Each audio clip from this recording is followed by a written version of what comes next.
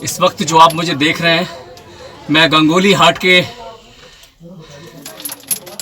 पाताल भुवनेश्वर में हूँ। जो ये बहुत ही प्राचीन गुफा है जिसके दर्शन करके मैं भी अभी आया हूँ। ये यहाँ से 90 फीट गहरी है और बिल्कुल प्राकृतिक है, हजारों वर्ष पुरानी है। कहते हैं देवी देवताओं का निवास है, भगवान भोलेनाथ की जटा है और नीचे ब्रह्मा विष्णु और महेश तीनों साक्षात रूप में विराजमान हैं। ये जो गुफा है ये चार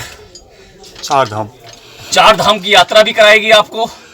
और ये गुफा जो है, कहते हैं ये पृथ्वी, ये पाताल शेषनाग के फन पे रुका हुआ है जो साक्षात यहाँ दर्शित है, प्रदर्शित है। यहाँ अमृत जल पर्वतों से बह रहा है। जब भगवान गणेश का शीश काटा गया था तो उसका जो धड़ था वो तब तक यहाँ रखा गया था जब तक भगवान के गणपति यानी कि गजानन शीश की खोज नहीं करी गई थी। तब तक उसके अंदर ब्रह्म कमल से अमृत टपकता रहा। यहाँ ऐरावत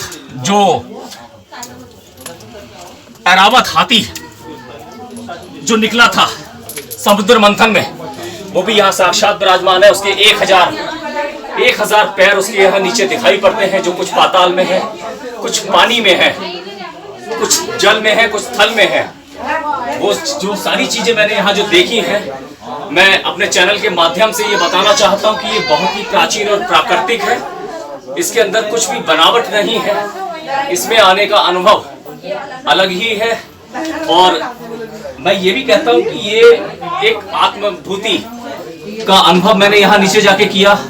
अपने चैनल के माध्यम से मैं सभी जनमानस को ये बताना चाहता हूँ कि ये पिथौरागढ़ के गंगोली हाट स्थित पाताल भुवनेश्वर का दृश्य है।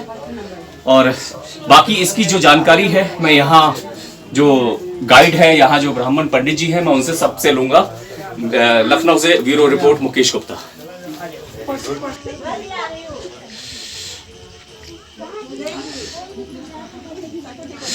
इस वक्त आप जो मुझे देख रहे हैं, मैं गंगोली हाट के पिथौरागढ़ में स्थित गंगोली हाट पर हूँ, जहाँ पाताल भुवनेश्वर ये प्राचीन स्थान है।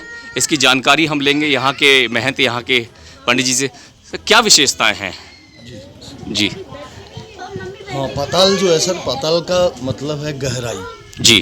तो गहराई जो है योग का विषय है जी। और इस गुफा का जो वर्णन आता है वो स्कंद पुराण के मानस खंड में आता है जी, जो वेद व्यास जी द्वारा वर्णित है जी। तो जितने भी आधारभूत घटनाएं पाताल के अंदर हैं वो सब लिखित है और वर्णित है जी।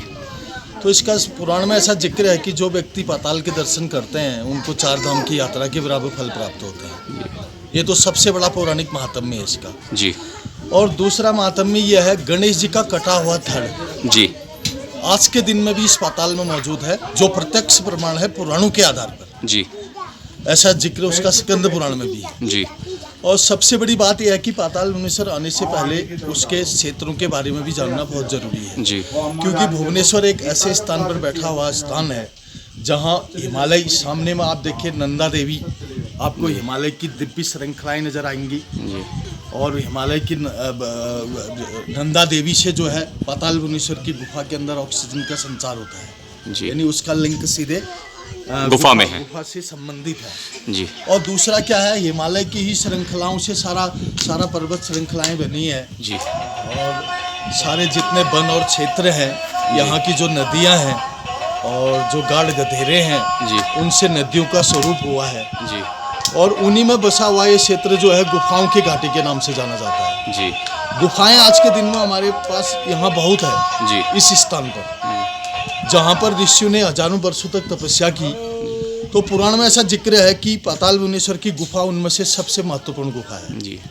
महत्वपूर्ण इसलिए हो जाती है क्योंकि इस गुफा का जो सर्वप्रथम यहाँ से 82 सीढ़ी आप नीचे उतरते हैं जी। उसमें सबसे पहले शेषनाग जी का फन है। जी तो शेषनाग जी के अंदर ही सब कुछ है, जी यानी एक ही उसके अंदर सारी चीजें बन जाना, ये अपने आप में बहुत बड़ा रहस्य का विषय है। जी तो वो आपने अंदर देखा, आप शेषनाग जी के फन के अंदर आपने प्रवेश किया, वहाँ उनकी विष थैली है, शेषनाग जी के दांत हैं जी और राजा परीक्षित का हवन कुंड है, तक्षत और वासुकी नाग हैं, शेषनाग जी की रीढ़ की हड्डियां हैं, जी। ऐरावत हाथी के पैर हैं, कमंडल है भगवान शिव का। जी। उससे आगे जाने के बाद गणेश जी का कटा हुआ धड़ है, ऊपर से शस्त्र दल कमल का फूल है और वहीं पर चार धाम